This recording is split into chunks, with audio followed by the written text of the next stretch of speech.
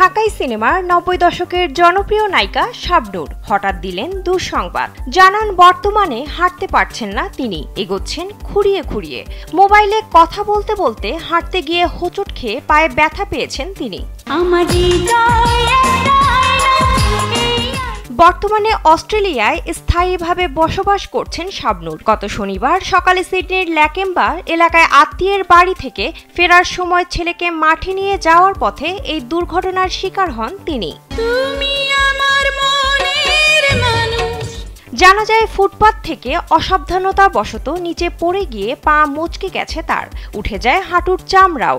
ওয়ালটন আবারও মিলিয়নিয়ার অফারে ওয়ালটন ফ্রিজ কিনে আপনিও হয়ে যেতে পারেন মিলিয়নিয়ার।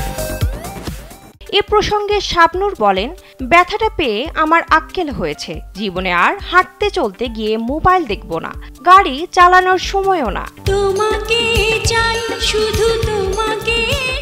তিনি আরও বলেন, উঠে দাঁড়ানোর মতো শক্তিও ছিল না।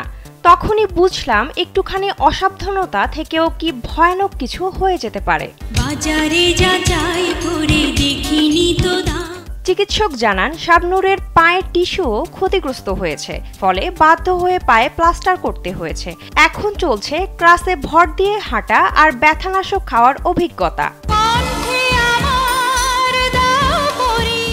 সবাইকে সতর্ক করে শাবনূর বলেন, যদি আমি গাড়ি চালানোর সময় ফোনে কথা বলতাম এবং তখন এমন কিছু হতো, তবে শুধু আমার নয় অন্য কারো জীবনও ঝুঁকিতে পড়তে পারত।